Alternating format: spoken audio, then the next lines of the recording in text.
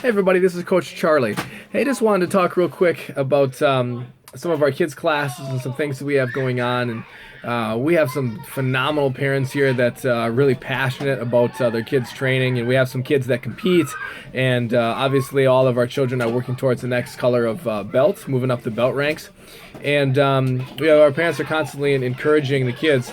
And I just wanted to, give a little bit of word of advice if you're a parent and you're wanting to see your child get better at a certain activity. In this case, it's martial arts. It's important to remember that whatever we praise, recognize, and reward, we get more of. So think about that. Whatever we praise, recognize, and reward, we get more of. It's our natural inclination to constantly correct kids. So, for instance, very simple example, if I'm teaching a little ninja how to throw a punch, and every time he's bringing his hand back to his face, he's dropping his hand before it gets to his face, so it's leaving him vulnerable. My natural reaction would be to say, hey, your hand's dropping, make sure you keep your hand up, because we want to correct them and help them. But realistically, kids hear this, they hear the word no and don't do this and you're doing this wrong over and over and over.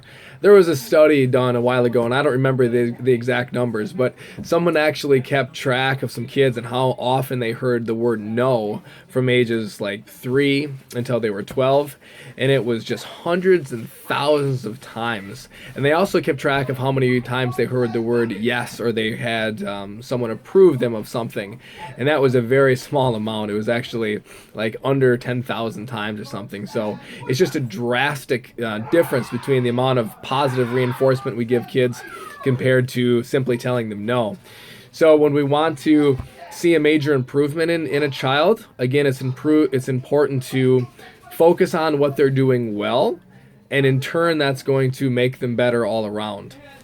It's the equivalent of if you wanted to make a giant sculpture.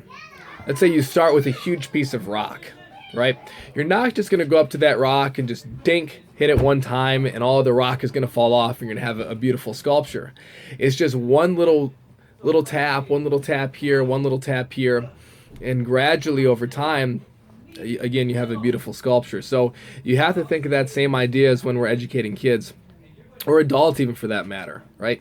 We have to use one small step at a time, constantly reinforcing them with positivity, focus on what they're doing well, and the rest will eventually come along. So also, whatever we focus on is what you're going to feel, basically. So you can take that for your adult life. Pretty simple concept that most people know.